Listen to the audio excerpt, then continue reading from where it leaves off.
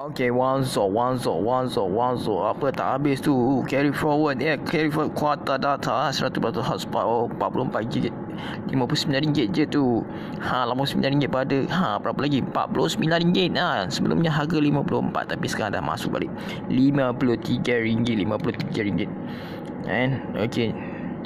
Nampak. Itu untuk yang singkat yang biasa ya. Ini untuk yang postpaid. Okey, nampak. Okey, sila hubungi kami ya. Contoh, situ ada contoh. Sila hubungi kami. Nombor saya lah 0178856887. Okey, nampak. Itu masa dulu PLKN ke apa tah dulu yang Kim Bina semangat itu. Sifu yang ada hujung-hujung tu nampak. Itu Sifu tengok awet keliling. Itu energi berlaris 279 hitchhiking ini. Sifu punya motivation untuk berjaya kan. Hitchhiking ni seorang orang kata konsultan berjaya, satu orang ada kad warna hitam tu, dia memarketkan diri dia sebagai coach cinta ya. Dia untuk orang yang susah nak dapatkan cinta tu, dia akan ajar step by step. Jadi dia pakar cinta yang macam Sifu juga pakar cinta. Jadi Sifu ialah Sifu anda boleh belajar cinta juga dengan Sifu. Okey. Al-Quran kita kena setiap hari kita ada baca Al-Quran, Yasin dan surah-surah lain ni, banyak lagi surah-surah dan ayat-ayat tertentu kita kena baca setiap masa untuk perlindungan ya.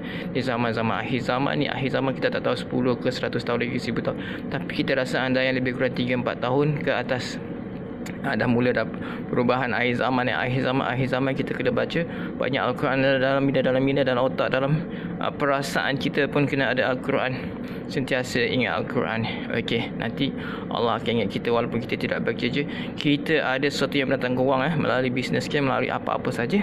Silaturahim mesti ada wang masukkan di akhir zaman.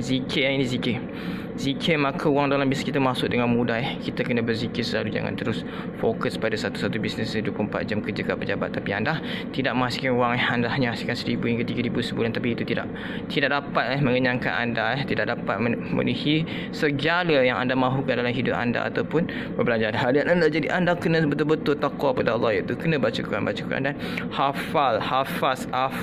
Jadi anda kena ingat Allah, maka akhir zaman ialah makanannya ialah zikir. Walaupun bekerja makanannya ialah zikir, jadi anda akan dapat lebih daripada 9,000, 10,000. Melepasi anda apa yang anda mahu, mana kecukupan bagi anda. Wa nahu waqna, maka Allah akan mencukupkan dan Allah akan mengayakan kita jika kita zikir akhir zaman.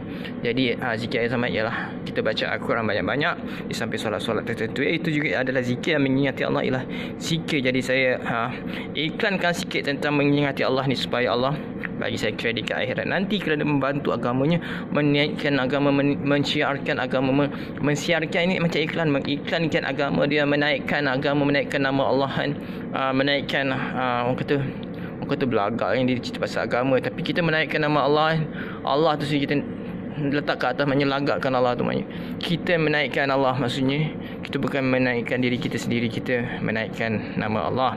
Jadi itu ialah zikir-zikir akhir zaman yang kita Allah, maka Allah akan tolong kita. Kalau kita berlari menolong Allah, maka Allah akan berkejar-kejaran lagi lari daripada yang kita lari itu untuk mengejar kita jika kita di dalam kesusahan. Jadi keuangan, insya-Allah keuangan, jika kita hafal Al-Quran, kita meningkatkan diri kita dengan Al-Quran setiap malam, menjauhi maksiat. Ya biasalah, semua orang ada melakukan dosa walaupun dosa zina, anda kena selalulah berzikir, mengingat Allah, pegang Quran pun dah cukup dah, pahala dia besar. And then anda mempromosikan Quran kepada masyarakat seluruh alam ini, seluruh manusia ini, sama ada kafir atau muslim. Jadi kita kena siarkan yang akhir zaman ini, inilah makanan Al-Quran adalah makanan kita. Jadi kita makan Al-Quran. Faham maksud mendalam makan Al-Quran. Jadi tidur Al-Quran, tidur, baring, minum, main, kerja, bisnes, semua Al-Quran. Makan Quran, kerja Quran, bisnes Quran. Nak mandi pun kita kena ingat Quran, sebab kita ada niat untuk mandi tertentu ada niatnya. Jadi itu juga adalah zikir. Jadi kita kena syiarkan agama Islam di akhir zaman ini. Jadi wabillahi taufiq wal hidayah. Wassalamualaikum warahmatullahi taala. Al-Fatihah. Bismillahirrahmanirrahim. Alhamdulillahirabbil alamin. Arrahmanirrahim. Maliki yaumiddin. Iyyaka na'budu wa iyyaka nasta'in. Ihdinas siratal mustaqim. Siratal ladzina an'amta 'alaihim ghairil maghdubi المغضوب عليهم ولا الضالين. اللهم اغفر لي ذنوبي ولوالدي وارحمهما كما ربيانا صغيرا. جميع المسلمين والمسلمات والمؤمنين والمؤمنات على الحياة برحمتك يا رحمة. Ya Allah, ya Tuhanku, ya Allah, tengok ampunlah segala dosa keribu dan kasihlah mereka seperti mana mereka mengasihani aku ketika aku masih kecil. Ya Allah, ya Allah, ya Allah, ya. Dengan doa kepada ibu bapa ni, maka rezeki kita semua akan dimurahkan, rezeki kami, rezeki saya akan dimurahkan, dimelimpahkan, walaupun di akhir zaman ni ketidakcukupan makanan ataupun bekalan duit ataupun apa-apa saja pekerjaan, kita dihalang-halang di dalam pekerjaan kita, di dalam bisnes kita, maka akhirnya Allah akan melimpahkan anugerahnya kepada kita, rezekinya melimpah ruah yang tanpa orang sedih daripada pintu mana ia datang. Jadi maka kita akan berzikir setiap masa ya. Contohnya bismillahirrahmanirrahim. Idza waqa'atil waqi'ah laysa liwaq'atiha kadhiba khafidatu rafi'ah. Idza rujjatil ardu rajja wa bussatil jibalu bassa fakanat haba'an munbatha wa kuntum azwajan thalatha أصحاب الميمنة ما أصحاب الميمنة وأصحاب المشأمة ما أصحاب المشأمة والسابقون السابقون أولئك المقربون في جنات النعيم ثلة من الأولين وقليل من الآخرين. Sambung lagi, okey, wabillahi taufiq wal hidayah. Wassalamualaikum warahmatullahi wabarakatuh. Subhanakallah wa bihamdika asyhadu an la ilaha illa anta astaghfiruka Allahumma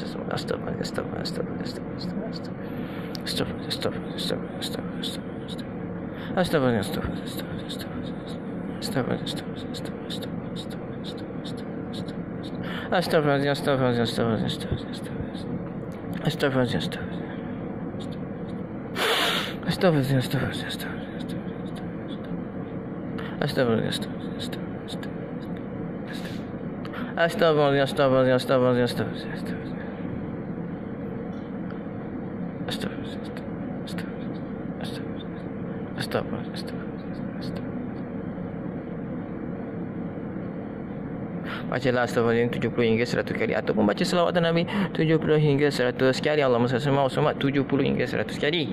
Jadi apa sahaja zikir baca 70 hingga 100 kali dalam masa tertentu, dalam satu masa tersebut.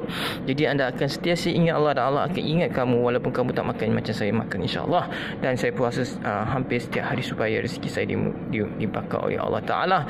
Jadi niat berdasarkan Rasulullah kata ada hanya dalam tak silap saya dalam 6 hari saja yang diharamkan berpuasa. Jadi kita diharamkan berpuasa cuma 6 hari, maknanya yang lain tu disunatkan berpuasa. Kita disunatkan berpuasa dengan hadis Nabi tersebut.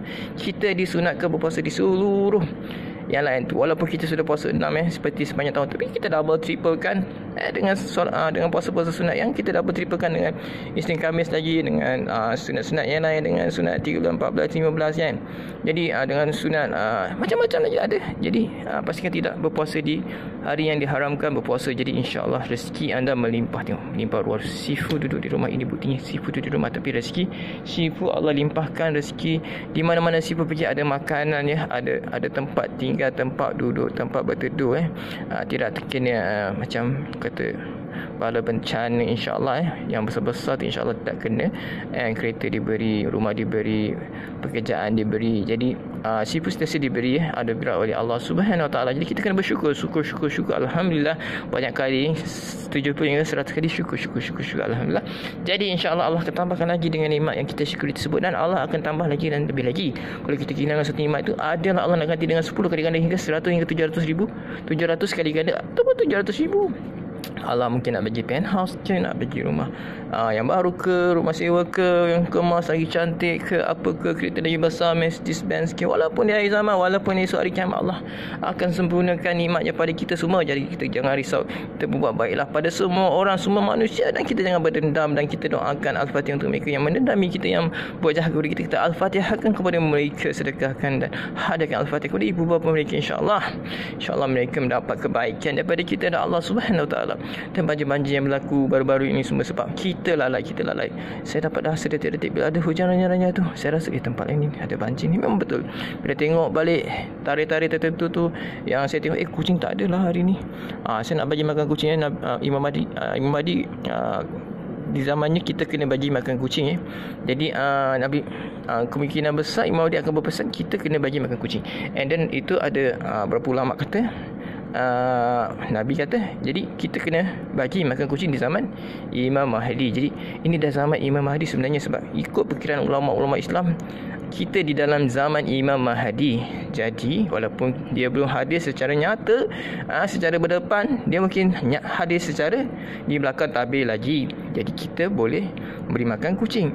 Kita mesti memberi makan kucing. Jadi insya-Allah selamat daripada banjir besar yang melanda beberapa daerah yang rapat dengan kita. Jadi alhamdulillah kawasan saya belum lagi banjir sejarah dulu. Alhamdulillah, syukur nikmat.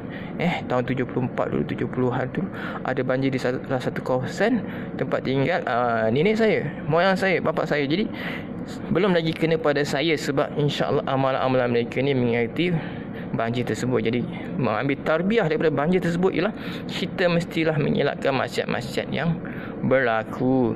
Jauhi, kalau boleh kurangkan maksiat tersebut. Kalau 10 satu hari kau buat maksiat yang sama, misalnya kata zina tu, kurangkan 10 tu jadi 8, kurangkan 8 jadi 6, kurangkan 6 jadi 5, kurangkan 5 jadi 2, kurangkan 2 jadi 1, kan?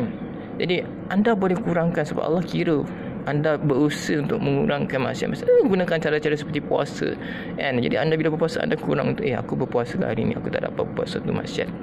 Jadi kat situ anda akan kurangkan nafsu syahwat. Pada wanita tu pun yang wanita pada lelaki.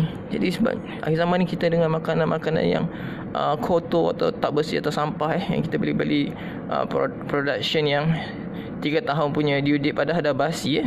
Makanan sebenarnya basi dalam satu hari, tapi kita masih makan. Jadi kita makan makanan yang basi seperti kita makan makanan yang bangkai. Jadi bila makan bangkai ni, kita seperti orang kata makan bangkai lah. Itu pasal kita ada bernafsu syahwat sepanjang hari. Jadi kat situ, kalau kita cuba elakkan makanan-makanan kotor, kita makan nasi yang putih jenis, kita makan ikan, jangan ikan yang 3 tahun dalam tin tu, dah basi kan, dah jadi bangkai. Jadi kita, ikan kita bangkai lah. Kalau ayam, dah jadi bangkai. Jadi kita kena kurangkan makanan-makanan yang diproses yang menjadi bangkai. Jadi kita kena jaga semuanya. Apa saja yang masuk dalam badan kita, kita kena jaga tapis apakah kandungannya. Jadi kita tidak memakan bangkai ataupun babi ke, ataupun apa-apa saja yang berkaitan dengan yang larangan orang Islam dengan Al-Quran. Walah mahinzi apa? Dia ada satu surah tu ada cakap pasal janganlah makan daging babi, janganlah lebih kurang macam tu. Jadi anda kena tengok surah-surah tersebut.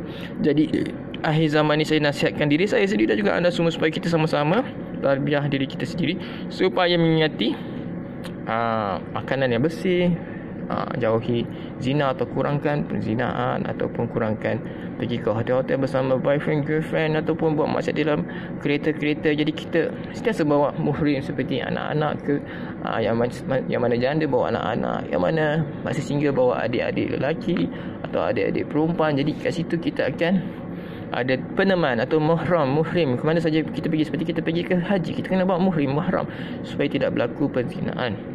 Jadi kat situ kita dah menegakkan syiar Islam ya, sebab kita mengelakkan zina, iaitu siapa yang menghampiri zina, Allah dah kata, Rasulullah dah kata lebih kurang dia dah berzina dah sebab dia dah menghampiri zina. Jadi kita elakkan menghampiri zina dengan membawa mahram-mahram kita, adik-beradik kita atau anak-anak kita semasa kita pergi mana-mana berjumpa dengan boyfriend ke, girlfriend ke, dating ke apa kan, kita seboleh-bolehnya ikut lagi sunnah Nabi yang sudah diabaikan.